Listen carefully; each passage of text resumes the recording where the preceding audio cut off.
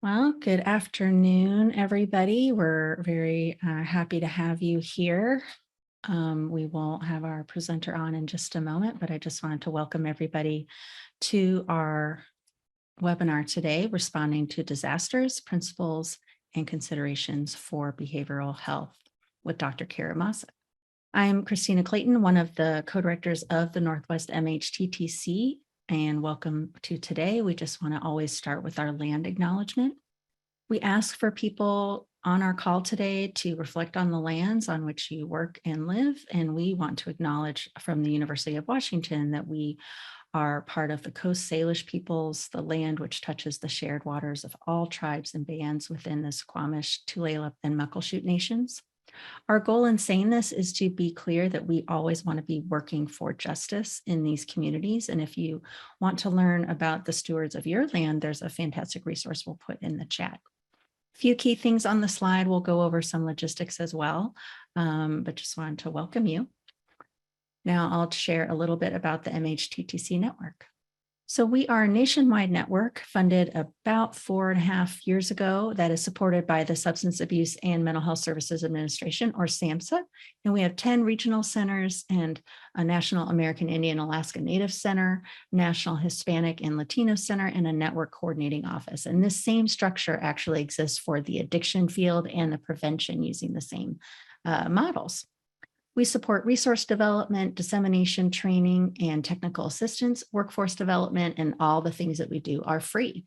Anything from any center, from any network is free.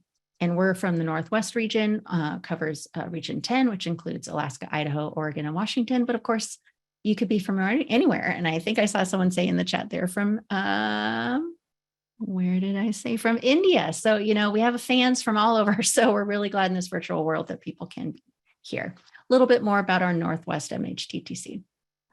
We do a lot of different things like today, webinars, we have virtual learning communities, we have online self-paced courses, we have newsletter and training announcements, resource library, and we have a podcast. But our goals are similar to what the whole MSTTC network are, which is supporting evidence-based practices. We accelerate adoption of best practices, heighten awareness, knowledge, and skills. We foster alliances with our diverse communities and partners. And most of all, we really want to ensure that you have free, publicly available training. So everything we do is free. Our area of focus is evidence-based practices for psychosis, but that's not all that we do. We obviously have topics like today. And so if you're interested in signing up for our announcements, we will get that to you as well. We share this slide as we do in all of our network events, just to remind everybody that we hope to use affirming, respectful, and recovery-oriented language, minding all the different perspectives that people have when they come to these events, and just encourage, whether it's through chat or Q&A, I know you're muted and you're not on camera, but, non-judgmental and inclusive and accepting of all experiences. Now, some logistics regarding communication of the session. So it is a webinar, you're muted and off camera, but this is being recorded and we will have that available. You can also use closed captioning. You can also check that off if you do not want that. We will share the video recording and slides and send instructions on how to get a certificate of attendance in a couple of weeks. For today, our speaker will try to answer whatever questions she has time for near the end. So if you can, can you go back one? Thank you. So if you can use the chat for things like people have been doing, just sharing hellos and responding to something someone said. But if you really have a question for Dr. Mauseth, please put it in the QA. We can't put your chat question into the Q&A box. I don't know why, but if you could please do that, that would be fantastic. Lastly, your feedback is really crucial to our work. And so a little disclaimer here, SAMHSA obviously funds us, but they do not know exactly, what content we're sharing. So we always share this. But your evaluation of the event is really important. We will be putting a link in the chat probably, an hour into the meeting, just in case you have to leave early, but we really value your feedback. It's confidential. We don't know who said what. It just takes a couple of minutes to do. There is something called a personal code, which asks for a number of numbers and letters associated with you. You can pick whatever numbers and letters you want. This is not going to have a follow-up survey or anything. We just want your feedback. So we're required to share this survey, but really we share it with our presenters and our training team, and it really helps keep the free training coming. So thank you for your help in that. And today's presenter. So we're very excited. You can see Kira a lot of times on our events because we're such a fan. She is a practicing clinical psychologist who sees patients at Snohomish Psychology Associates in Everett and Edmonds, Washington. She also teaches as an associate teaching professor at Seattle University and serves as the co-lead for behavioral health strike team for the Washington State Department of Health. She also owns Astrum Health and consults with organizations and educational groups about disaster preparedness and resilience building within local communities. Dr. Mauseth has provided training to community groups and professionals both regionally and abroad as the co-developer of the Health Support Team program. Her work and research focuses on disaster behavioral health, resilience, and recovery from trauma, as well as small and large-scale critical incidents response and preparation for organizations. She has worked abroad extensively with disaster survivors and refugees in Haiti, Jordan, and Poland, and has trained first responders and healthcare workers throughout Puget Sound and the United States, and currently serves in the Adult Mental Health Clinical Seat on Washington State's Disaster Medical Advisory Committee. So I feel like we found the perfect person to talk to us about this topic today, Kira, even though we already know you. Thank you so much for being here. And I will, I know we're going to do a little poll of who's here and what roles folks play. So I know Gabrielle, I just want to shout out to our team behind the scenes as well, Gabrielle and Peyton and Jess, who are also helping make things happen. So Gabrielle, do you want to just instruct people? I don't know if we explain the link, hopefully is in the chat. Right. So if you visit menti.com and input a code, the code is in the chat and on your screen, and you can do that with a mobile device. You can do it in another browser window, whatever works for you. And if that's not working for you for any reason, feel free to just use the chat here in the Zoom session. So we'll give you a moment to answer our question. We're curious what your workplace setting and role is. Yeah, thanks for participating in that, everybody. It just helps me have a sense of where people are coming from and backgrounds and sort of baseline information about this topic today. So I appreciate you participating in that.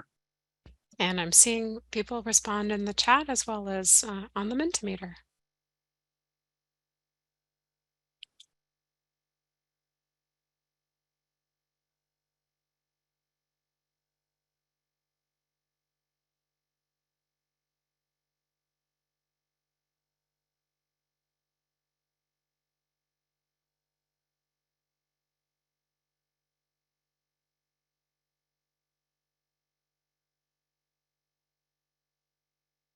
Just to share, we were speaking before this event, and we sometimes have a poll at the beginning with, we only have 10 options for role and setting. And you're right, completely, Kira, that this is such a much vaster span of folks that might attend our usual webinars, and you never know who's going to come until the topic and presenter is here. But it's really fascinating and very grateful that so many different kinds of folks are here today. So thank you for taking the time out of what I'm sure is a busy day.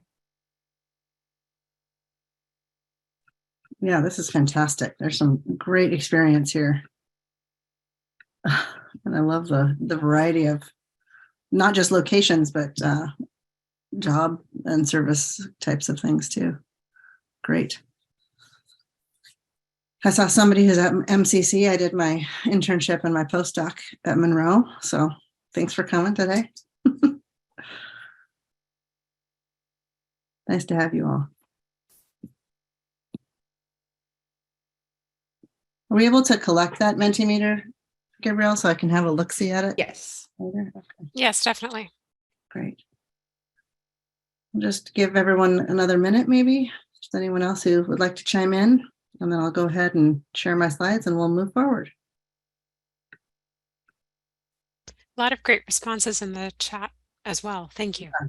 I'm trying to keep up with both of them. I've got all of these things going on.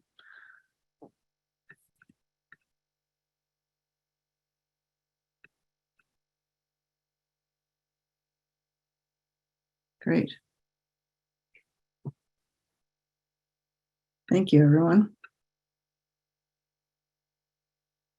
It just keeps coming on the Mentimeter, it looks like. Keep moving around.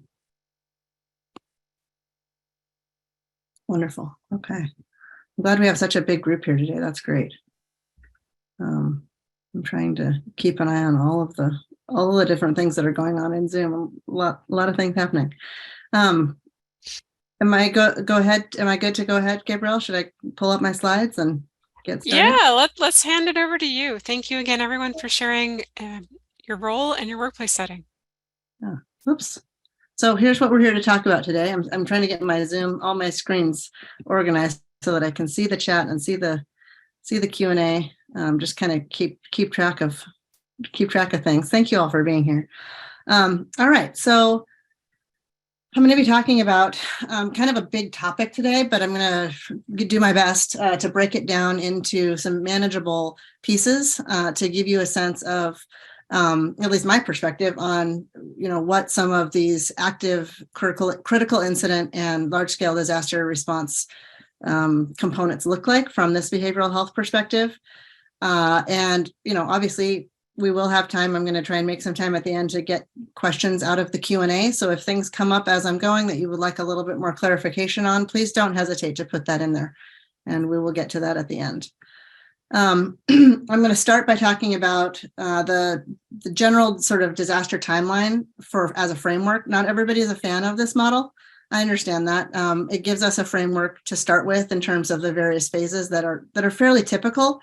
They certainly have been things that I've experienced in my work in different places in the world.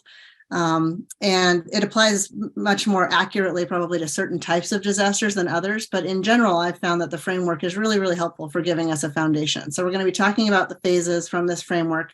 I'll give you some more clarification in just a second about that. And then population exposure model, talking about risk factors when it comes to recovery, psychologically speaking, based on what people have been exposed to, common symptoms and experiences, interventions that actually work in this context, and really breaking down how different this type of work is from clinical psychology. And you have different priorities, you have different needs, you have different things that you want to try and emphasize. So there's different levels of, or I shouldn't say levels, different types of interventions that we want to emphasize. Sorry, my cursor's wandering all over the place. And then I'm going to end today with some discussion on resilience building. So that's the plan. Here is the model to which I was referring. This was a SAMHSA model. They've done something with it. I don't know what they did with it on their website, but it was on their website for years. And it really breaks down into various phases the behavioral health response patterns that most humans go through when we experience a large scale incident. This has also been applied to smaller scale types of things. But originally, it was created based on an aggregated look at data from disasters all over the world. So things like the tsunami in 2006 in Southeast Asia, the earthquake in Haiti in 2010, Hurricane Katrina, 9/11, the Fukushima nuclear meltdown, the tsunami there as well. So lots of different international large-scale disasters sort of influenced and some kind of informed the development of this understanding of this framework of these phases. And that's kind of where it comes from.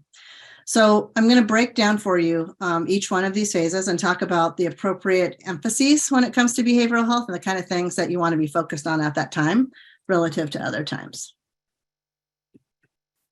The impact phase is the first one. I'm going to go through each one and then give you an example. So 0 to 48 hours, depending on the type of event that it is. In an earthquake situation, you might have aftershocks that are days later, which tend to obviously re-traumatize the affected population in that context. If it's something that's a smaller scale critical incident or regionalized or local, in the case of a gun violence incident, the biggest priority in the impact phase is ongoing safety, making sure that the threat isn't there anymore so that families can do whatever it is that they need to do to sort of regain a sense of safety, because that is one of the biggest impact losses that occurs with a disaster or a critical incident of any kind.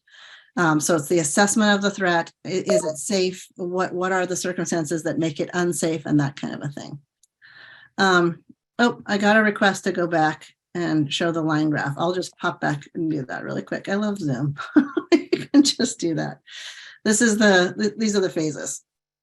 So what this I should probably also indicate to y'all that the pattern that you see here, there's nothing in terms of a numerical value that's associated with the y-axis, but what it represents are the emotional highs and lows. So about 1 month into things is when the honeymoon phase typically occurs in a large-scale disaster, and that's when, I'll get into the details of it on the subsequent slides, but that's really when things are feeling better.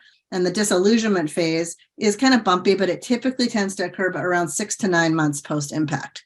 So what you're looking at in that first section up to the dotted green line that goes down is about a year, a full year. And psychologically speaking, it typically takes people to recover in terms of emotional baseline and sort of coping skills about 18 to 20 months for a large-scale disaster. That's what we're going for.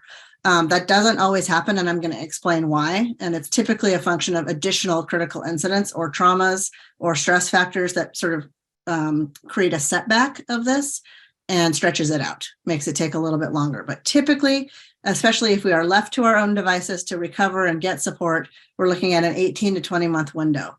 Again, for recovery to baseline. So baseline is different for everyone, right? Everybody's got a different set of coping skills and resources and baseline resilience that they're operating from already. And so that recovery is definitely unique in terms of what it looks like functionally for the person. Okay. So these are the phases again. Impact phase is 0 to 48 hours. The rescue phase is typically conceptualized as about around 1 week post-impact. The primary goal here is to figure out, what exactly has happened in terms of the resources that are needed.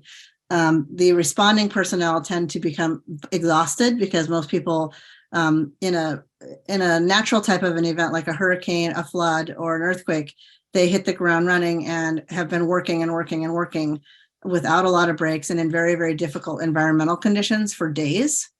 And so there is a sense of exhaustion, and you really have to watch out for not only surviving and survivor sort of exhaustion and looking for family members or seeking out additional help, but also in response personnel too. The honeymoon phase typically is about 1 month in, based on my experience. It's about 30 days, maybe up to 45 days post-impact.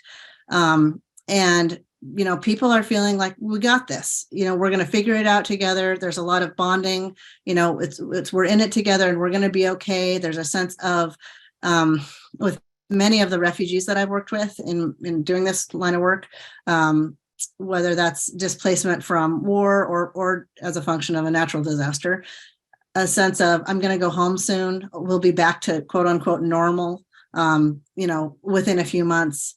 And I'll give you some other examples of that later as we get into it. But the honeymoon phase is typically a positive time for folks, and in the recovery sort of spectrum, but it's also challenging as a responder because it's really, it's hard to know what's coming. That the disillusionment phase is coming, and that's when the psychological challenges are really going to sink in for folks. And the honeymoon phase is when people are feeling like, it's positive and it's optimistic. So it's a challenge. And then the reconstruction and recovery, the reason why that time frame is so vague is because it really does depend on the scope of the disaster. It can be 3 months later, and it can, or 3 months, 3 weeks. It depends on how big it is, or it could be years. It can be an ongoing thing. As we've seen, not just with certainly survivors of the Haitian earthquake, which was years ago, a decade ago, but that, with war refugees and people who have, fled their homes in Syria, and into Turkey, and now have experienced not that, but other things, or the earthquake as well, and Ukrainian refugees, all over Europe, certainly too. So again, more on that to come. This is just our first sample of the phases. Okay, so I'm going to give you an example of each one of these in terms of the work experience that I've had. So when you're in the impact phase, the areas of focus in terms of behavioral health are around safety and risk. You want to do some threat mitigation. You want to understand if whatever occurred is likely to occur again, and if so, what are the criteria that would prevent that from happening? It is really on acute survival and triage. It's about getting people water and food, and do they have a safe place to sleep so that they can rest? Do they know where their loved ones are? Are people still missing? It's about sort of family dynamics and bringing people back together, and really that shock recovery. So the interventions are PFA, which is Red Cross Psychological First Aid. It's a very sort of triage oriented. What are your risk factors? What are your resources? What can I help you connect with right now, immediately in the aftermath of a disaster or a critical incident? So those are the kind of things that you want to be focused on. When there was a shooting at Seattle Pacific University, which is not too far away in our neck of the woods up here in Seattle area, I did some work after that incident with the faculty at SPU. And the work that I did was probably about a week later, maybe 4 days later. There still was quite a sense of shock. But what is happening in these initial hours after an event is that people are trying to get organized about what to do next. And the scope of that particular incident, in terms of what we call a mass casualty incident versus something that's smaller, because the scope wasn't as big as a giant earthquake, let's say, they immediately got into the response, the planning, the making some decisions about what the appropriate interventions and levels of support might need to be for faculty and for students. And so that's something that I was doing for that particular event. The rescue phase is around a week. The areas of focus in terms of behavioral health are helping people adjust to the current circumstances. It is often around physical components of safety and resilience. Do I have a safe place to sleep at night? Are my children safe? Are we getting enough to eat? Do we have clothing in the case of a fire or a tornado? Maybe everything is destroyed. Where is the family or the individual person going to get those basic things that they need to kind of take care of stuff? The exhaustion has absolutely set in for relief workers. I mentioned that earlier. And the interventions that you want to be thinking about if you are going to be doing work in this field, or if you already are, right? You do not want to require people participate in mandatory debriefing. I can give you a boatload of resources if other people are interested on the very, very mixed results on CISM and CISD as interventions. It's not that they're bad, it's that they need to be used in certain circumstances that are appropriate for them, and not sort of as a general rule, because there's a lot of good data that supports the idea that it's not a one-size-fits-all intervention, as of course many things in psychology are not. So if you have time and you can allow for space and physical space where people feel safe in order to process things, for those who want to do so, that's appropriate. And then communication and processing, but not trauma therapy. The distinction here being that, especially if you are coming into an environment that is not your environment, you're foreign to that environment, regardless of whether it's in the United States or anywhere in the world. If you are coming in as an outsider and you're not already part of the community, you don't want to try and establish a therapeutic relationship with someone just to turn around and leave in a few days or a few weeks. That is certainly an unethical choice, but it's also contraindicated in terms of research and psychological support. Because if you develop that therapeutic relationship in this context of rescue and recovery, and then you turn around and leave, it absolutely has the potential to traumatize people further. And so you really want to try and avoid that if you can. One of my colleagues responded to Hurricane Katrina down in New Orleans, and he recalled a moment. It was probably 3 days after the hurricane, and there was a woman who many rescue personnel had reached out to, and she was refusing to leave her porch of her house. She said, if I leave, I can never come back. They're going to tear the house down. I'm never going to be able to come back here again, so I'm not leaving. She was in this very sort of strict state of denial. She was in this strict place of, this is just the way it's going to be, and I'm not going to budge around it. She wasn't eating. They were bringing her water. They did get her to have some water. And what my colleague did at the time was just listen to her concerns about leaving her house. He just did active listening, right? It's a very simple intervention, but it's hard to do well, as you all know. I'm sure many of you know. And it's allowing her to kind of process what is going on with her and recognize, at some point she's going to need to leave her front porch. And it took a full another day to listen and to talk with her around what her options were and what might potentially happen to get her to leave the porch and get to a safer place, really. So that would be an example of an intervention that you might see in the immediate aftermath of an incident. The honeymoon phase is, like I mentioned, it's kind of a paradox because it is simultaneously one of the best phases for people to experience because there is more hope and optimism, and it's also really tough as a responder and as somebody who does disaster work, because you kind of know what's coming from here, and it's going to go downhill for many people, not everyone. None of this is inevitable. And what I did mention also at the beginning is that this framework that I'm using of these phases are a framework. That's what they are. It's not necessarily that everybody fits into it. It's that we are recognizing that a majority of people tend to respond in a fairly predictable manner everywhere in the world to physical threats to safety, right? So when there are these big incidences, there are patterns that emerge, but it's not always a one size fits all.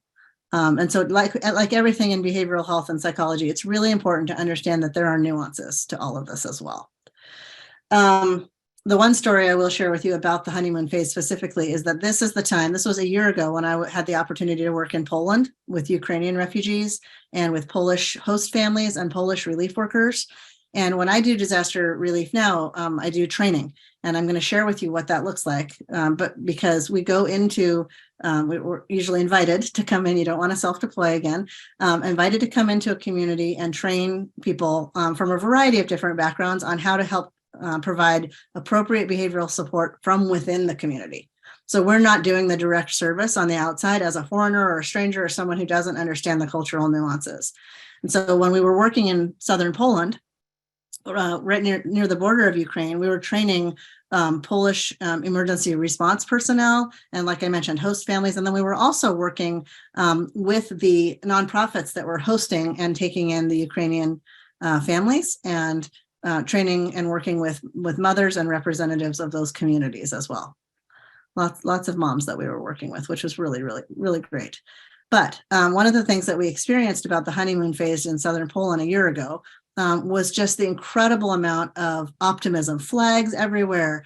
We'll be home soon. You know, that incredible sense of strength, which is just it's one of the things about relief work that people ask me a lot. Like, why do you like to do work that's related to disasters and negative things? But from where I'm sitting and my perspective on it, you get to see in the context of these bad incidents and days and months and years, even for some folks, also the incredible capacity that human beings have to be resilient, the incredible strength that we all have.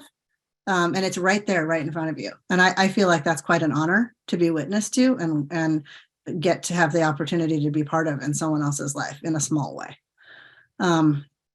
So yeah, increasingly, just getting supports in place. In the honeymoon phase is when people are the most able and interested and willing to absorb new behavioral health information. So this is the time when you want to try and focus on training, when you want to try and establish these structures from within the community that are going to increase long-term resilience, that are going to increase the capacity from within that doesn't rely on outside support. I could give you several kind of horrifying examples of people going in with the intention to help and causing a much bigger problem because they aren't doing something that's either sustainable or it's not embedded from within the community, that it comes from the outside because someone on the outside says, I think I know what you need, rather than asking and getting information and learning about what the community needs.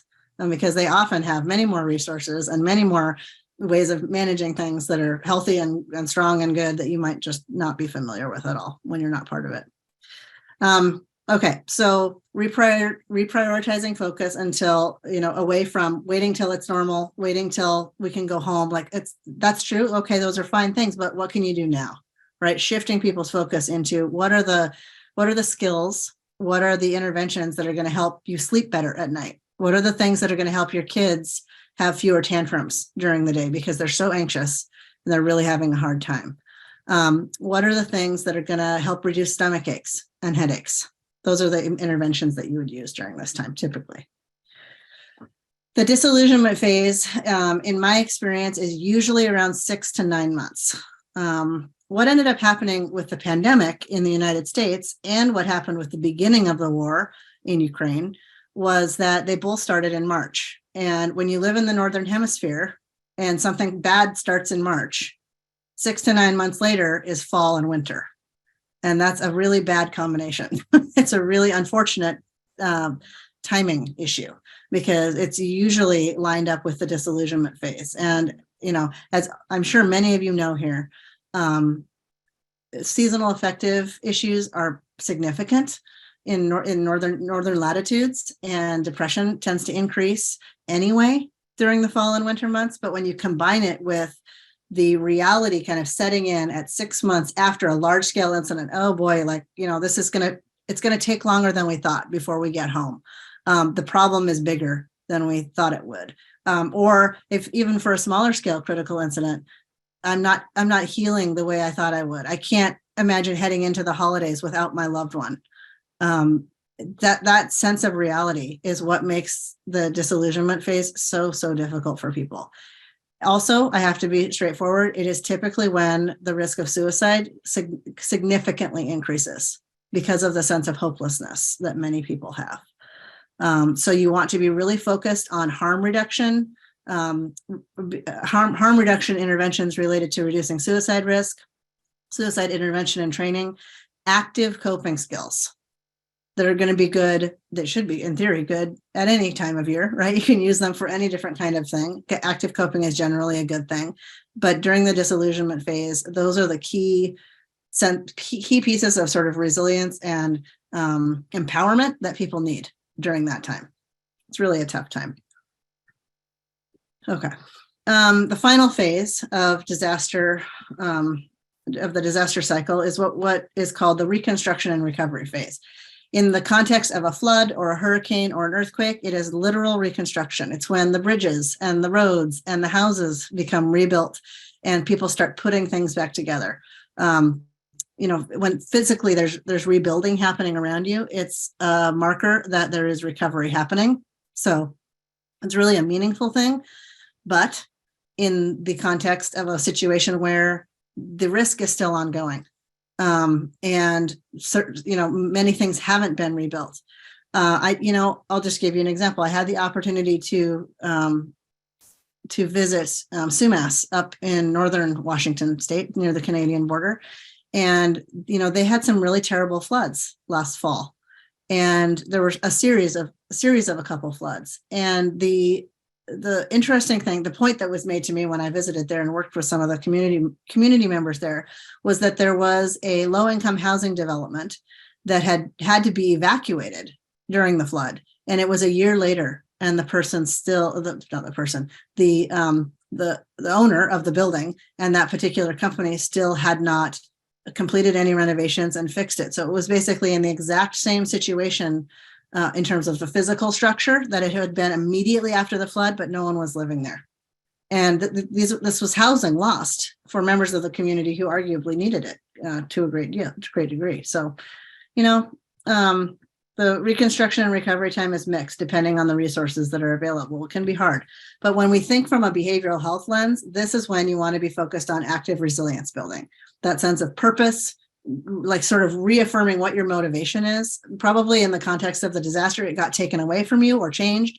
This is when you need to sit down and encourage the people that you're talking to or working with to reevaluate, like, what is a sense of purpose for you? What is a meaningful motivation that you can apply to your recovery? What are some ways that you can increase your personal connection? How can you build community when some of that has been lost? With friends or family members or social groups, right? No real wrong way to build community and enhance connection. And then adaptability. It's a hard process psychologically because adaptability is one of those things that we push back on when we feel when we're afraid, when something has happened completely outside of our scope of control and we are forced to react to it and just respond to it. We tend to double down on what it is that we think we know that isn't going to have to change, right? We tend to focus our energy on hyper controlling or over controlling something to have a sense of control. So when we're looking at the long-term behavioral health recovery trajectory for folks, that sense of reducing threat and feeling empowered, developing empowerment from being in charge of the choices that you make and what you're doing on a day-to-day basis and things like your schedule and that kind of stuff, that is a really key psychological component to resilience and sort of building back up for many, many people, individually and family-wise. Okay, I think those are some examples. I'm going to keep moving. I'm going to talk about factors that influence how people do on the reconstruction and recovery pathway. So there is something called a disaster cascade, which I'm going to talk about on the next slide. But in general, I really want to draw attention to the challenges that are faced by individual communities, different cities, different countries, different places in the world. Everybody has their particular combination of experiences when it comes to the things that are on this list. And all of those things influence your personal sense of resilience, right? The coping skills that you're using and wherever your behavioral health baseline might be. There are some big ones here, right? These are not little things. These are big issues that influence how we process stress, the kinds of things that increase cortisol levels, that affect our neurophysiology in terms of how our day-to-day is going and what we're capable of. So social marginalization, discrimination, economic status, access to resources as a function of that in often cases, access to resources and healthcare, adverse childhood experiences, previous experiences in disasters, socio-political climate and additional waves, like what we had with COVID, the different variants, and here we go. And the healthcare system just taking another hit, or the education system feeling like it's taking another hit with something. In addition to any restrictions or, families not being able to have childcare that they need, those are small scale stressors for that. It's a large scale stressor for that family. It's a small scale stressor on that macro level, but all of that stuff adds up to be able to predict and contribute to someone's behavioral health picture, right? I'm going to give you one example of this. Back to my work at Seattle Pacific. After the school shooting there, when I was working with faculty, one of the key features of someone's sort of mental health response to a critical incident is something called belief in a just world. And I'm guessing many of you have probably heard of this, but it's a theory. It's a sort of psychological, philosophical theory that the world is just. And another way to put that is that good things happen to good people and bad things happen to bad people. We know this isn't true. But if your life experience has led you to believe that it may in fact be that way, because you have not particularly had a lot of adversity or a lot of challenges that many, many other people have faced, when something bad happens, it shakes you to your core. Not if, right? Not if something bad happens, but when it does. And there are many, many people for whom a single critical incident is sort of the only big, scary thing that they may have experienced before. I would argue now that having gone through the pandemic, right? You've heard this probably before, this metaphor, same storm, different boats. Absolutely the case. Things like privilege and resources and access to things. When the celebrities were posting videos from their giant mansions when we were in lockdown, and I'm like, what on earth? Like if you were, oh yeah, you poor thing, you have to go on lockdown in your, 14-room mansion with your pool, and I don't even know. That it's mind-boggling because it's not the same experience for everybody based on all of these things.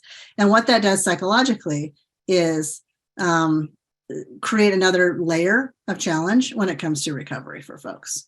So being aware of your personal experience with these things, what are your risk factors, as well as what might be the historical risk factors that are influencing the population that you're serving or trying to support. Absolutely. Really, really it's complicated, right? As all of this is, but I want you to be aware of that.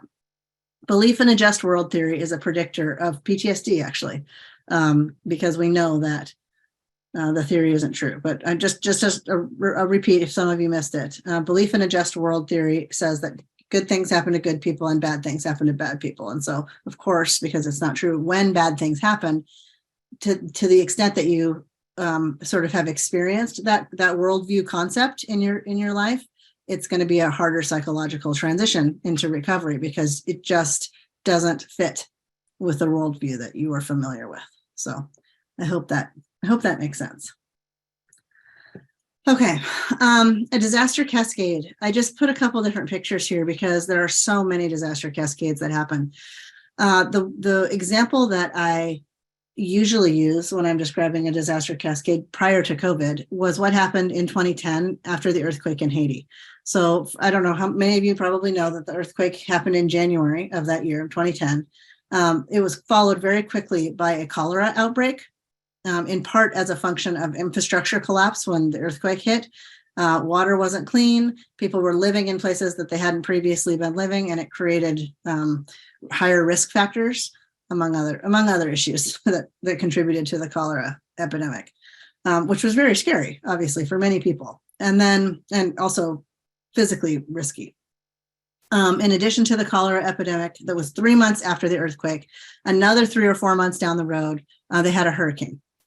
And now it wasn't a massive hit of a hurricane, but it was September of 2010, the same year that the earthquake took place. So 3 months, 3 months, 3 months, large scale incident, large scale incident, large scale incident. And then after all of those things unfolded, in November, they had elections and there was violence. There was riots. There was similar to kind of some of the things that we're seeing now with people in the streets and burning tires and gangs. It was a very, very scary time. And each one of those big incidents was felt on almost a national scale, not everywhere in the country, particularly in the big cities, or Port-au-Prince mostly. But it was something that was large enough to sort of reset the disaster cycle that I showed you at the very beginning for most of the population.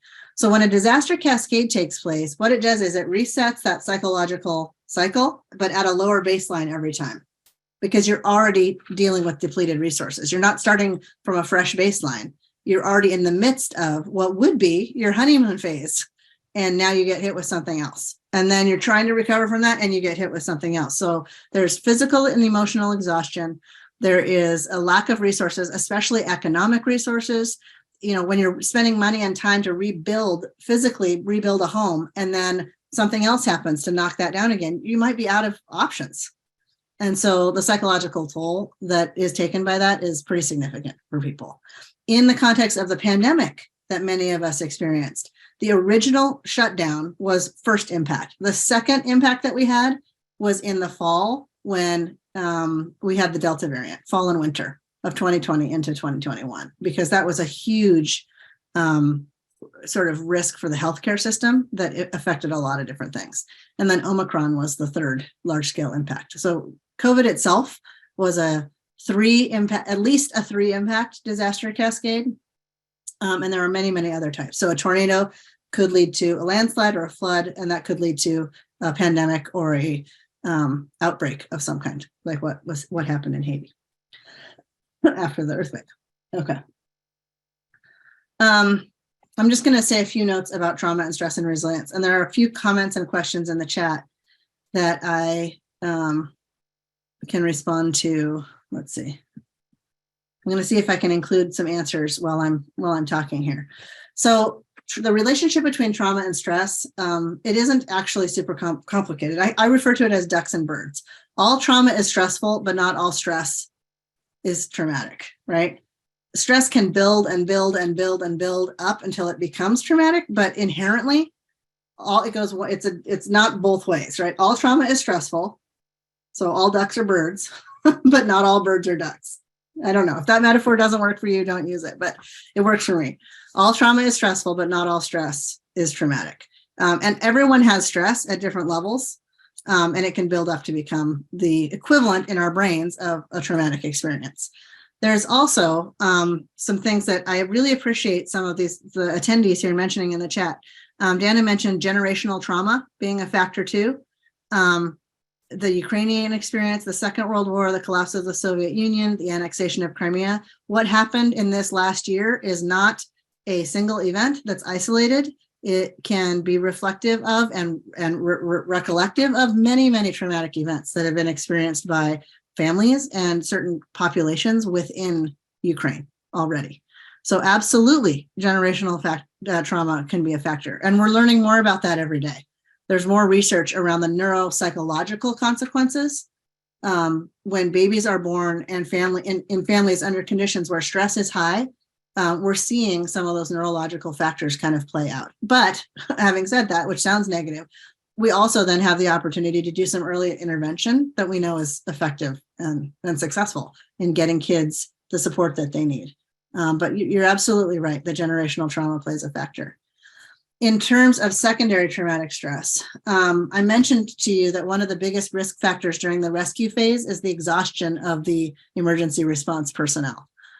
Secondary traumatic stress, even when you are not experiencing the incident yourself, you are experiencing it by being part of something. You're hearing it in people's stories. And this could be something that many of you deal with on a day-to-day basis, right? Secondary traumatic stress. Sometimes it's referred to as compassion fatigue, but that's a little bit of a misnomer, right? Secondary traumatic stress is the sort of the adoption of the trauma experience from someone else's story and from their lived experience. And so it's really important as a clinician, if any of you, I mean, many of you, it looked like in the chat and in the Mentimeter do this kind of work already. It's really essential to be aware of, what your personal limitations are, what you need, what are the risk factors, what does your home and personal preparation look like to protect you and to sort of not insulate, because you want to be able to connect with the people that you work with, but you need your own space for recovery. Many of the webinars that I do have talk about the importance of healthy boundaries.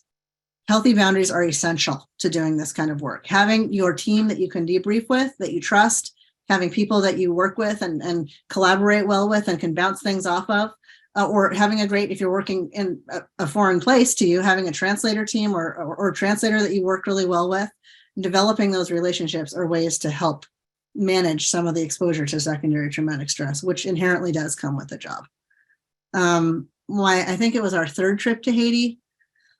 We were working 12-hour days. It was incredibly hot, which is no surprise, maybe. It was really warm. It was August in Haiti. And 12-hour days, almost the end of our trip. And we were standing around kind of talking after dinner one night. And there was a little, I don't even know if I should say this, but there was a group of dogs and they were running after a car and one of them got run over right in front of us. And I'm a huge animal lover, huge. And I lost it. I had been listening to people and doing trainings and dealing with really, really difficult, tragic earthquake related stuff for a week, every day for a week, right? As an outsider, I'll grant you. And watching this animal get hit by the truck, that was it. That was the straw that broke the camel's back. And I just kind of went to the side and I just cried. And I just sat down and one of my team members came over and just kind of sat there with me. We didn't really talk about anything. I just needed to kind of process part of what we had been through. And that was the tipping point for me. And I learned so much about myself as a person and as a clinician in the context of that I needed to do a better job of taking care of my needs all along the week, right? I probably would still have a similar reaction if I saw an animal get hit by a vehicle, for sure. But it would not have been all of this stuff stored up that just came all out that way. I needed to do a much more mindful and intentional job of taking some small breaks, even standing up, drinking water, getting some space, processing a little bit, or talking with a team member, and then jumping back into the work. So having those experiences really teaches you a lot about what you can improve on and do differently. Okay, so in terms of, thank you for asking those questions. I hope that my answers made sense for those two. There's still one that I'll get to at the end, looking at the Q&A. I'm gonna talk about some common sort of physiological, neurological, and behavioral responses. We know that cortisol levels affect all aspects of processing, especially stomach aches, headaches, that kind of thing. Here's the thing. Every single disaster clinic I have ever worked at has run out of like Pepsid and acids, the stomach stuff, and then also either Tylenol or ibuprofen in the first week. Out. I mean, they restock, right? Because those aren't, thankfully, too hard to get a hold of. But people, every other person is coming in with a stomach or a headache, stomach ache or headache. It's called the MUPS. MUPS are medically unexplained physical symptoms. Well, let me tell you, if you have a mental health person on your team, it's not unexplained. When the cortisol goes up and people are dealing with high stress situations, they're going to have headaches and stomach aches. And you're going to see physiological manifestations of stress and anxiety and discomfort and trauma showing up all over the place. And there might not be a traditionally logical medical explanation for that, but that doesn't mean it's not logical. It doesn't mean it's not real. The discomfort and the pain are real. It's just that the cause might be something that we're looking in the wrong place for. So that mental health professional, if that's you on your team, do not be afraid to speak up. Educate your team about the MUPS. It's a thing. Again, MUPS, MUPS stands for medically unexplained physical symptoms, and it's usually headaches and stomach aches that occur after a disaster. And so if you're the mental health professional on your team, educate them to, make you aware of, educate your team to make them aware of what you can offer, the type of support that you can bring, and how you might help to intervene with people in that context.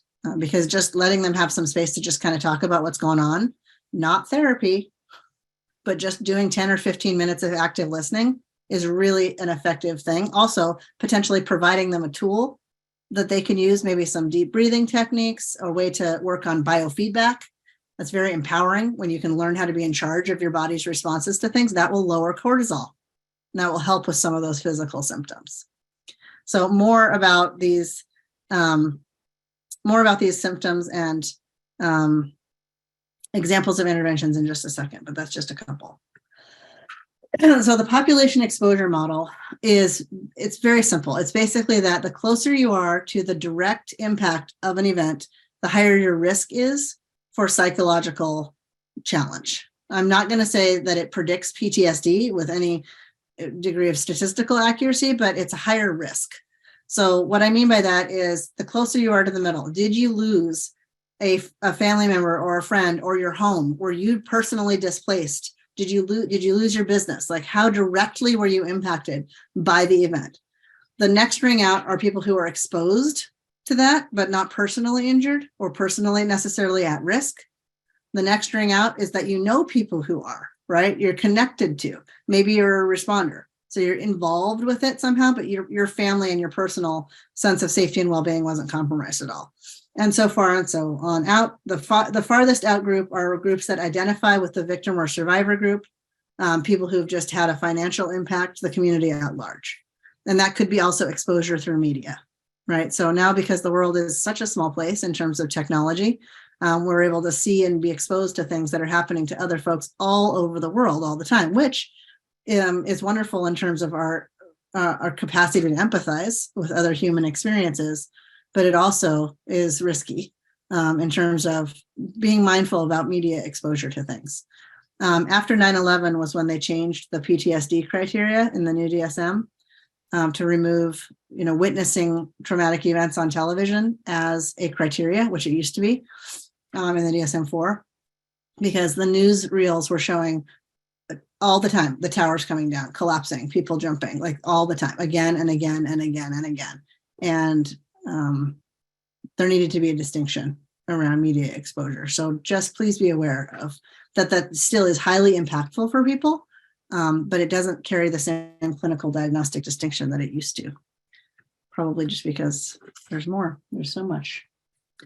Okay, additional common experiences. I'm just getting a sense of where I am on here. Trouble sleeping, I mentioned. Trouble eating, stress eating, alcohol, substance use. Substance use goes up after every single disaster, even in countries and regions where it's forbidden or they don't have as much access for whatever reason. People use all kinds of coping mechanisms when the world goes sideways. substances is on that list somewhere. And so even when it is culturally taboo to engage in certain types of substances or whatever, or activities, it's something to be aware of as a responder. That is still a risk factor that needs to be asked about, or at least subtly questioned or brought up. You got to be very, very careful about how you do this. But avoiding the issue because it's like, well, that's against the rules, so people don't do that here. That's not the case.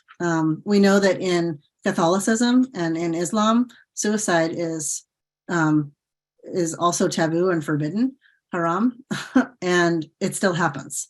And so being willing to gently, very gently and very kindly, but also directly provide support around substance use and suicidal thinking is essential for all people. And it is tricky to do well. I've made mistakes in those areas too, in my work, but it doesn't mean that we should give up. We need to keep people as safe as possible. Okay. Spiritual challenges, I just wanted to also mention those. Often spiritual challenge would explain, it shows up in the form of a closer relationship with God or a higher power, or a much more distant relationship. It's kind of bimodal, where it's like, it's either brings you closer to your sense of God or a higher power, or causes you to have questioning of faith, which is pretty normal for folks.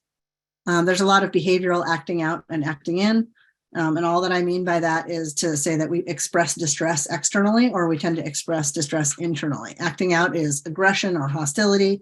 Acting in is not participating and shutting down and not engaging, even when you can. And then the cognitive challenges. I should mention that really briefly. I can't believe I almost forgot that. It's pretty likely that in the context of the pandemic, everybody on this call at some point has wondered, gee, is there something wrong with my brain? And it could be to the extent of thinking, should I get tested for dementia? Like I'm forgetting everything. I can't keep track of anything. Or maybe you feel like, or you may indeed have symptoms of what feels like ADHD, right? You just can't concentrate. You can't focus. You can't get organized. That is so normal in large scale disasters. I can't tell you how normal it is. I guess if there's only one takeaway from this webinar, I would want you to know that you're normal if you have cognitive challenges right now and have had, right? As your cortisol levels go up and down and all over the place, it absolutely impacts neurological functioning. So yeah, don't forget that. Oh, I see a couple thumbs up. Thank you. Yes, it's important. Okay. So when it comes to the brain structures that are being affected primarily, we've got the limbic system and the prefrontal cortex. It really does come down to these two for how we interpret and respond to threats, right? So the limbic system has the job of keeping you alive and keeping you safe. It activates the fight or flight or freeze response. It activates the adrenaline, the sympathetic nervous system. It's like, let's go and let's get safe.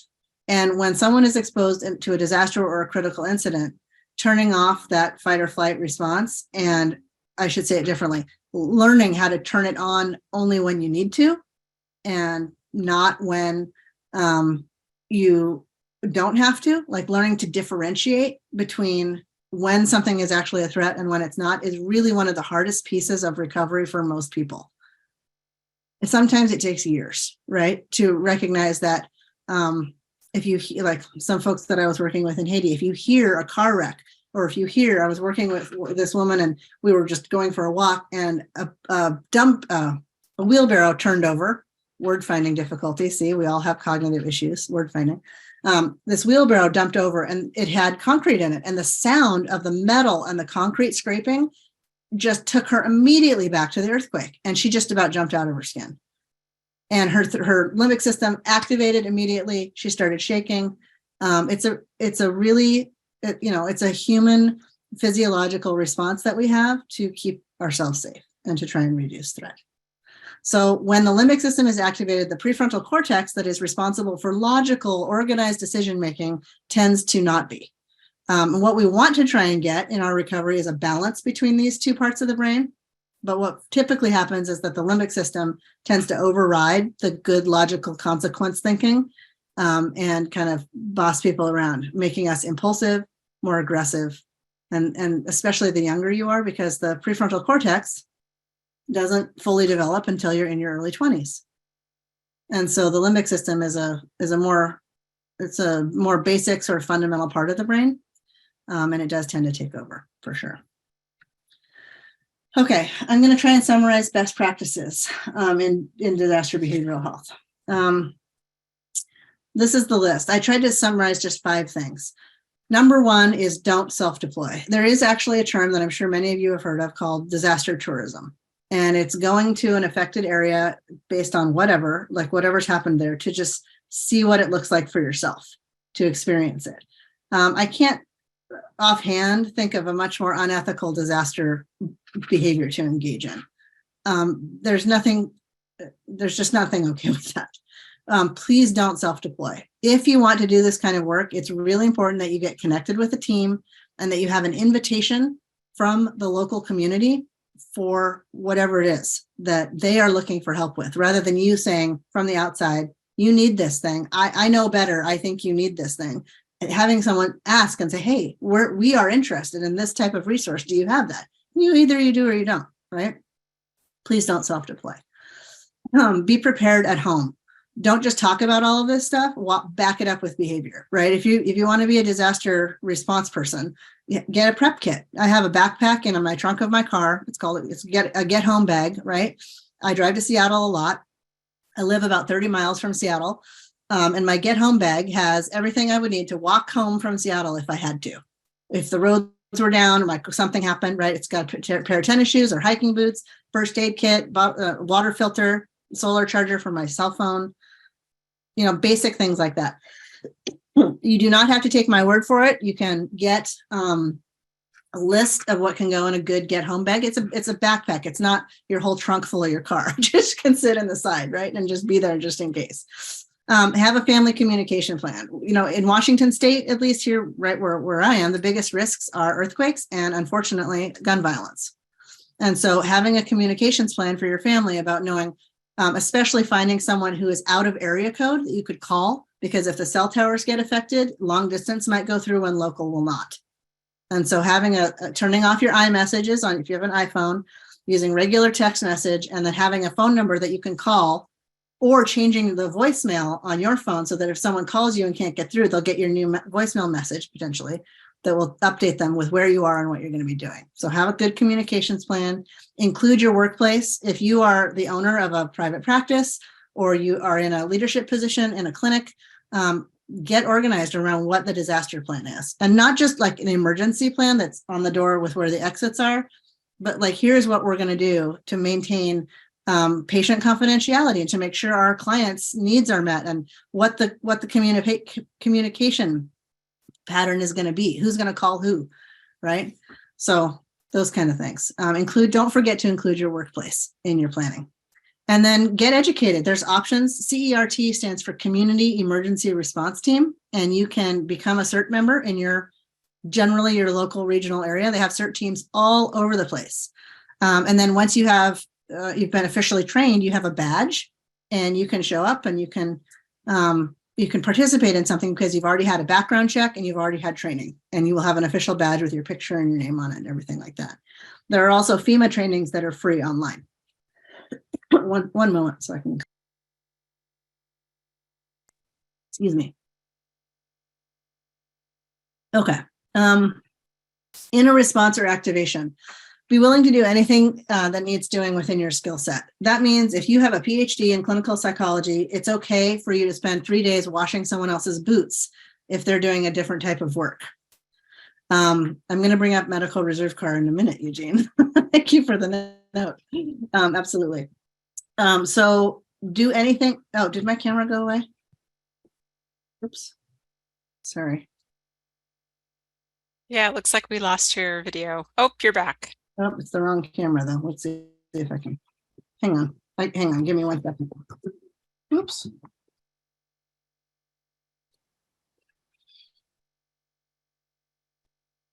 Let's see. One second. I think you can see me. Yes, I can see you. Some of you might think this is funny. I am in the place of needing to get a new computer because when I got home from a recent trip with my children, I realized that the 2 power ports on the side of my computer were stuffed with cookie, like crumbled up cookie pieces. And so now only one of them works. And that's what just happened to my camera. Yes, I'm a parent. This is how life goes. We need to be adaptable. Okay. So yeah, I have only one power port. Anywho, okay, the first piece here is about doing anything that you are capable of doing. And I have so many examples of this. I have an orthopedic surgeon who refused to do intake in a line of 500 community members who were waiting to be seen at a medical clinic because he was an orthopedic surgeon and didn't do that. If it's like, if you're capable of doing it, do it, right? It doesn't matter what your degree is, as long as it's not the other way around. So the ethical rule is that you shouldn't be doing something that is completely outside of your scope of experience and practice. You can do, maybe some first aid or some basic things, but don't get in over your head in terms of something, especially something medical, when you don't have competence in that area. I was in a room when a baby was being delivered and I had a headlamp and I was just like helping. I didn't touch the baby. I'm not an OBGYN. That was not my thing, but I'm there as a support person and I did have the headlamp. So it was my headlamp that delivered the baby. That was it. But the point is that you need boundaries around what it is that you're doing. It usually goes the other way around, where you are a professional, you have a level of education, but that's not what's needed. What's needed is for you to wash boots or to sweep something up or to sit with a crying kid. It doesn't matter, right? You do whatever it is that is needed, and being willing to let go of some of that stuff is important. Number 2, let go of traditional service provision. I will never forget this. My second trip to Haiti, we were hosted at a school. So we had tents on the soccer field. We set up our tents on the soccer field. One of the school buildings had collapsed. The other one did not. And this woman who was a mental health professional from elsewhere, she came and she put a piece of paper on a door and she had people sign up for 45-minute therapy sessions on a doorway in the building that they were terrified to enter. So she was starting trauma therapy in an unsafe physical space, when what should have been happening based on best practices is evidence-based, like brief intervention, 15-minute meetings outside where they felt safe, where she could teach them a skill, help them reduce their symptoms a little bit, and not developing a relationship because she was going to get on a plane at the same time I did and go home. So that's an example of like she had to stick to what she knew, and that was contraindicated by the research and also crossing an ethical line. And then the third thing is you got to be willing to connect with the other people that you're working with. That means not defending yourself emotionally so much from the situation that you miss the opportunity for connection with local people, with your teammates.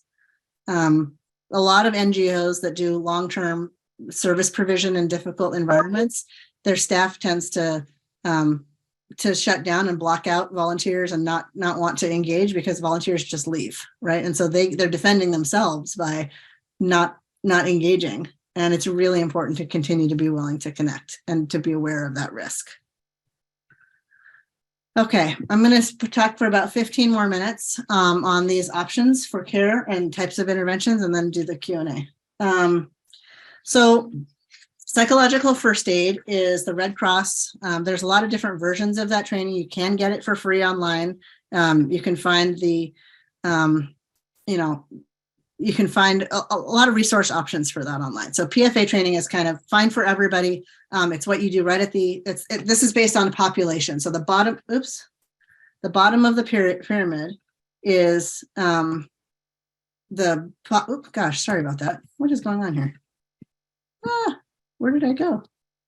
The bottom of the pyramid is the biggest population level. The second level is for some folks, et cetera. So it goes all the way up to critical emergency for hopefully the smallest number of people in the population.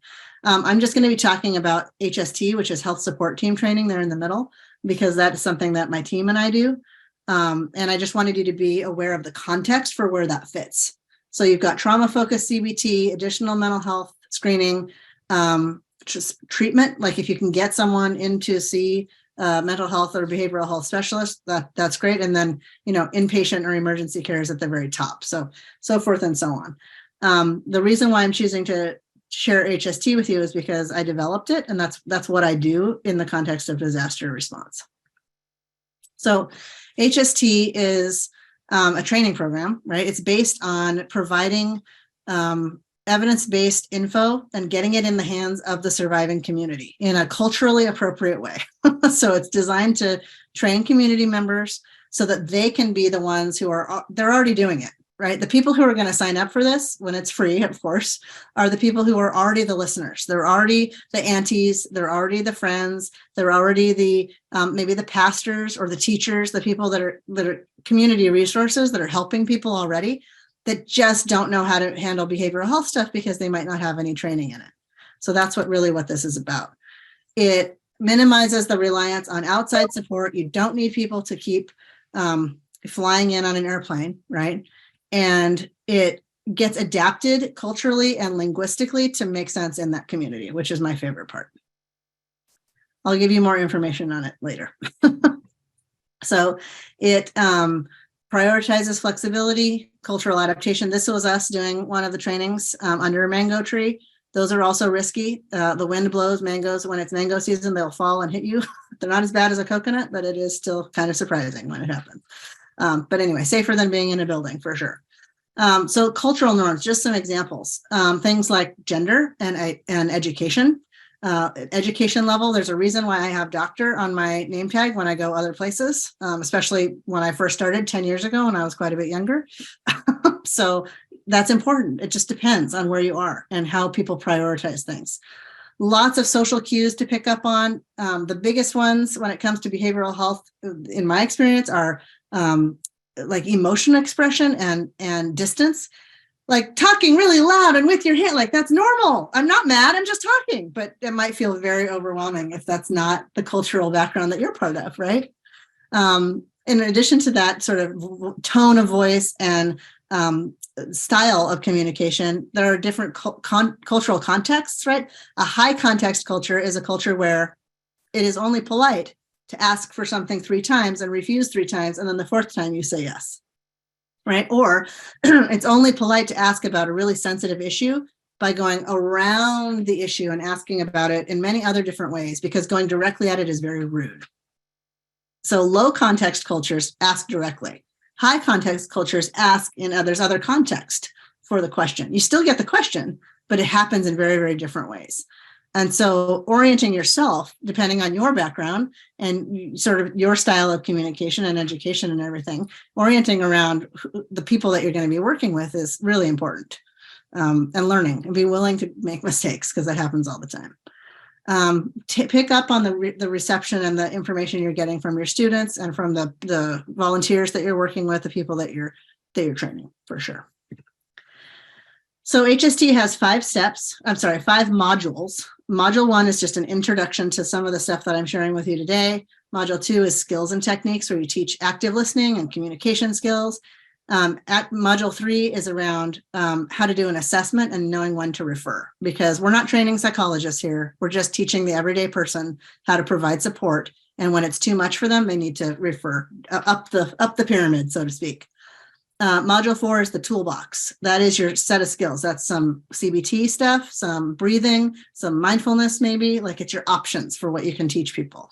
And then number 5 is boundaries and resilience. So how to take care of yourself as a helper and reduce compassion fatigue and secondary traumatic stress. So those are the modules. Sorry, I'm going quickly just because of the sake of time. I hadn't put all of this together in one daily bob before, but we're going to get through it. This is the HST process. So it starts with listening and learning, where you use active listening to uncover what's happening for the person and what they've been exposed to. Number 2 is to offer support. That could be finding other resources if they need a referral, or helping them identify their internal strengths and external resources. And then number 3 is to provide a tool. That's a coping skill. That's a symptom reduction activity of some kind. And then emphasizing hope, right? That they might not be able to see it yet, but something that I say as a clinician, at least, is that I will hold hope for you until you can see it yourself. And you have to mean it. You really have to believe that that's true, because it comes across. We've trained this all over the place. This was a picture of the work in Poland that we did with principals and superintendents. So these are all Polish school district folks, leaders. We trained lots of people in Haiti as trainers. We trained lots of Jordanian and Palestinian and Syrian and Iraqi refugees, including a group of all female trainers, which was awesome to work with.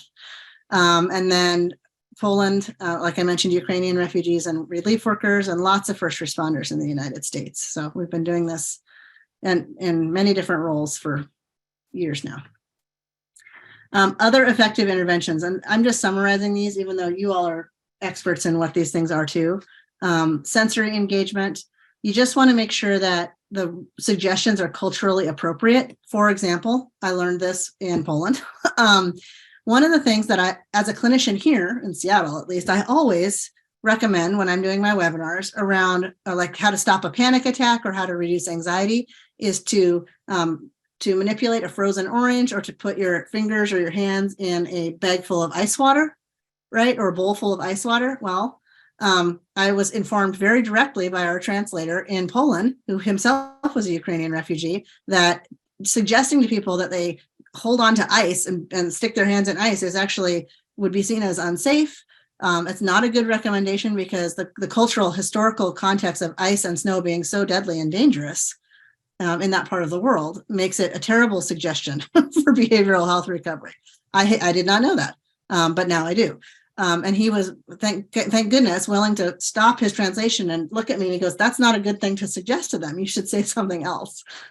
So when it comes to symptom reduction, ask people what they're already doing that works, right? You might learn a lot about what the resources are from within a local community in the natural environment, if you're not familiar with it, that are more effective, that are already happening.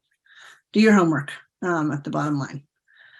The other thing too, if you're going to teach biofeedback and ask people to check their pulse, don't do that if they don't have access to a watch or a clock on the wall, right? If you're in a refugee camp, you might not have access to those things. Something that we always take with us are bubbles, like the little tiny, like the birthday party favor bubble wands, to teach moms and kids how to do deep breathing, slow, make the biggest bubble you can. But sometimes soap is really hard to come by in a disaster setting. And so you don't want to suggest an intervention if they're not going to have access to that thing. You just have to be kind of paying attention to your environment that way. Active listening, be aware of the high and low context culture, like I mentioned. Seek to understand. And then thinking about how you can encourage people to increase serotonin and dopamine, right? How do you get them to feel comfortable? What can they identify if you're supporting someone that is fun or rewarding, even if it's just the smallest bit of success, right? The smallest step in the direction that they want to go. We really want to focus on those neurochemical enhancers for people feeling good in a healthy way, right? Not turning to substances or carbohydrates or chocolate. Now the chocolate's fine. Let's not throw chocolate down. Chocolate's good, but you get the idea. We need to be healthy around these things for sure. And then lastly, but not least, these are the 4 ingredients of resilience. We have our metaphor of a tree. Purpose is the fruit of the tree. Adaptability is the trunk of the tree. The hope is the moss that grows on the north side of the tree. It survives and thrives. And the connection are the roots of the tree that support you and give you your fuel. All 4 of these things are at risk when it comes to large-scale disasters and critical incidents. And so having people identify for themselves what area of resilience they feel they might want to focus on. I had a grandfather come up to me in Haiti after our training, and he said, "My sense of purpose was taken away by the earthquake. I lost my wife, I lost my children, I lost my business and my home, all destroyed in minutes. And the only surviving members of his family were his 2 granddaughters. And he was able to self-identify that what he wanted to do is his new purpose. He needed a new purpose. His previous purpose of being a successful business person was gone. And hanging on to that was not helpful to him. He needed to work on an adjustment and adaptability. So he identified his new purpose as being to teach his granddaughters, his surviving family members, how to read and speak in English, because that was a skill that he had that he didn't think they could get in school or in another place. And it gave him a sense of value. It got him out of bed in the morning, and it mattered to him. So a sense of purpose has to really matter. And that's just one example of how you can really hone in on how all of these are helpful for folks, and how they can identify their own pieces. Okay, bottom line before the Q&A, prepare yourself, right? Someone mentioned MRC, Medical Reserve Corps, in the chat. Absolutely. So all these acronyms, right? You get CPR certified, apply for a CERT team or MRC if you have a medical or a professional background. Do the FEMA trainings that are free online. There's lots of ways to get involved that don't cost money, that are just ways to get official, get a badge so that you can do some response work if that's what you're interested in. Do some inventory for yourself about your personal level of comfort with ambiguity. Disaster response is not for people who like to stay in a hotel all the time. I'll just be honest with you. Like the conditions change all the time. Sometime you might get a hotel, but more often than not, the conditions are, they're just ambiguous. You just don't know. And so if that's inherently uncomfortable for you, this might not be the type of work that it is the best suit. It's different for everybody. Learn more about PFA, which is psychological first aid, HST, if you want to. Our website, I don't think the website is on there. The website is healthsupportteam.org. And so you can go to that and check it out if you're wanting to learn more about HST. And yeah, that's just something that thank you, Gabrielle. That's so handy. Yeah, I think that's it. So I have about 10 minutes to check out the Q&A. I kind of lost track of it because I was trying to move quickly through those last slides. So I guess, could I just go for the Q&A, Gabrielle? Yeah, please review the Q&A, and we have at least one person who put a question in the chat as well, and we'll see if we have time for that question. Okay, cool. So the first one here is, do you have any resources or organizations providing support for Ukrainian LGBTQA plus teens? I don't personally, but I know people who do. So I can put you in touch. If you can you message the hosts and panelists with your email? Put your email in the chat to the hosts and panelists, and I'll get it, and I will connect with you about this because I have resources I can connect you with. Yes. And then I answered, I think, the question about generational trauma and the secondary traumatic stress. Good. Okay. And then trauma-informed care practice and supervision and disaster management. Oh, thank you. Thank you. I got your email there. Trauma-informed care is really more of a broad umbrella term, right? That just is the necessity of keeping in mind the trauma perspective that an individual patient or a client might be experiencing when they walk into your office. And so you can take a trauma-informed perspective anywhere you go, whether that's in clinical work or in disaster response work. It's really around recognizing that the sort of cultural or ethnic or historical or generational trauma that someone may have experienced, it could be informing their view of the healthcare system, their reasonableness to get, their willingness to seek help because of maybe some adverse experiences. And so it's just having that mindset around walking someone carefully through the process and not jumping in. It's just being gentle and being really open and willing to sort of receive part of their experience from them as you engage in support from a mental health perspective. Okay. Sorry, I guess that counts. Question regarding vulnerable populations. Working as a psychologist with the Ukrainian population, I see a significant increase of children. Yes, absolutely. That's not uncommon. That type of cutting behavior or self-harming, suicidal ideation behavior is really pretty common. Kids need.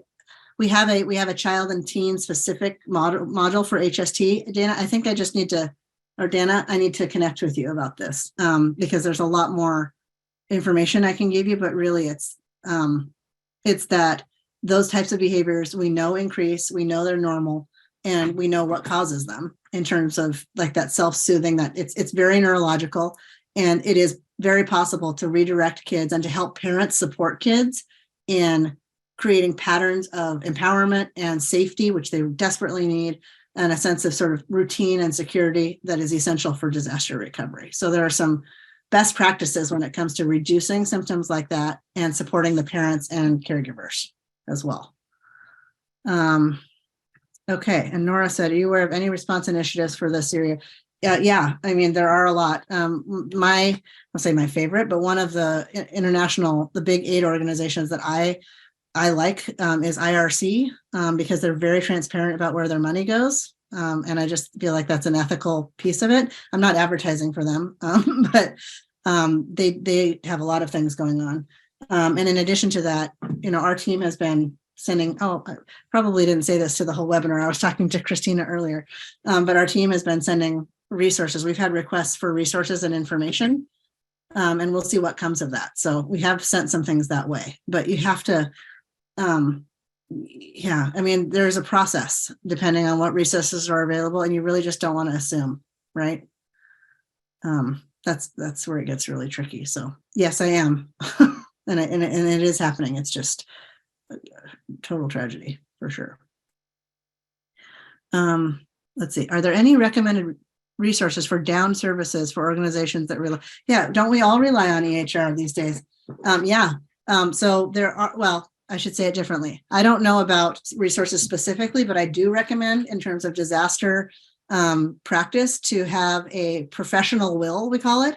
And a professional will is a paper document that you keep in a file cabinet in your office that your other colleagues have access to, that has passwords and it has whatever codes and logins, and it's just one copy, so that in case something happens to you or in case something happens to the electronic system, there is a one paper copy of how to get into X, Y, and Z.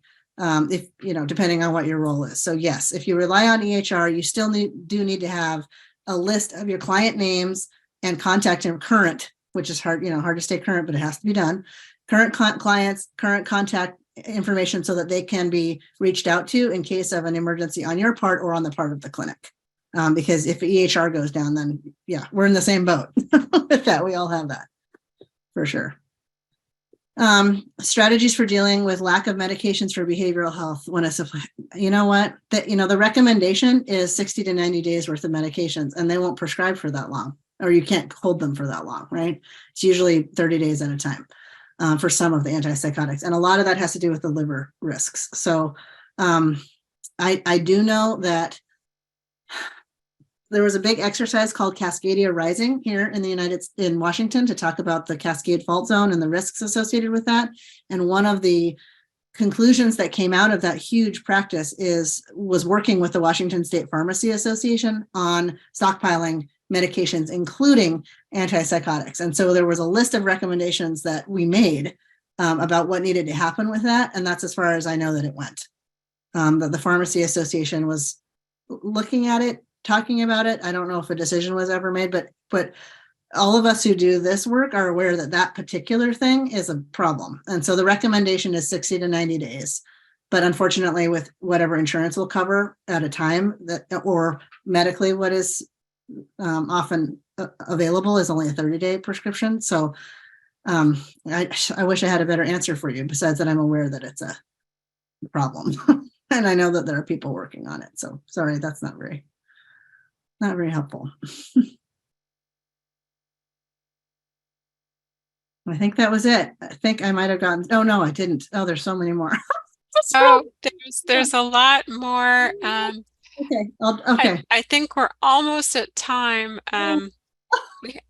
Luz Rivera had a question. What are your recommendations to support mental health professionals that are only needed to provide psychological first aid, but they don't trust colleagues that are providing long-term care, trauma-informed care, a long-term care where local professionals, and for the PFA, we had volunteers. Oof. So the PFA folks don't want to refer to the long-term care people because there's a lack of trust. That's what I'm getting there. Do not trust colleagues. Yeah. I mean, one of the biggest problems I think that you're identifying there is the staffing issue. Like there just are not enough behavioral health professionals, period. And so if you only have a certain set of folks to refer to, that's the set that there is. And it's a shortage nationwide. And not just in the United States. There just are not enough. So I would say that needs to be more about making sure that the people who are doing the long-term support get the appropriate training that they need. and get the appropriate training to sort of improve their skills in that area. If the concern is realistic. If the concern is not as realistic, then it's around training the PFA volunteers to trust the system and to refer to the people that have the higher level of training, even if they might not agree with some of those approaches. It's definitely not a perfect system, but it sounds like there needs to be some information given on both ends. That's what I would say. Well, fantastic. Thank you so much, Dr. Mauseth. We really appreciate your time today, sharing your experience, your knowledge. We are sharing the recording from today along with the slides and the resources that have come up from your presentation and from the chat, because we create knowledge together through an email. So keep an eye out for that. And of course, our evaluation survey, we'll email that to you as well. Sincerely appreciate everybody being here today, and we hope you'll join us at another event. You can check out our website to find our calendar of upcoming events, and we hope to see you again soon. If you're interested in Dr. Mauseth's skill set and wisdom, we fortunately have had previous trainings with her, and you can find those on our website as well, the recordings from those. So thank you again, everybody. Have a wonderful rest of your day or evening, and we look forward to connecting with you in the future. Thanks, everyone. Appreciate it.